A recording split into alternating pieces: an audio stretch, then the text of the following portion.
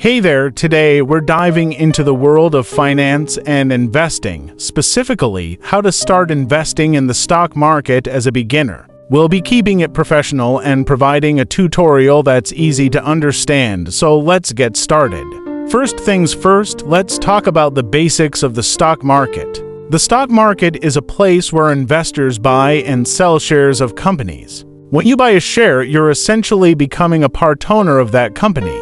Investing in the stock market can be a great way to grow your wealth over time, but it's important to remember that it comes with risks. Now, let's talk about how to start investing in the stock market as a beginner. The first step is to open a brokerage account. This is where you'll buy and sell your stocks. There are many brokerage firms to choose from, so do your research and pick one that suits your needs. Once you've opened your account, you'll need to fund it. You can do this by transferring money from your bank account or by using a debit card. Now, it's time to start investing. You can choose to invest in individual stocks, mutual funds, or exchange-traded funds (ETFs). Each of these options has its own set of risks and rewards, so it's important to do your research and choose what's right for you. Remember, investing is a long-term game. It's not about getting rich quick, but about building wealth over time. And that's it,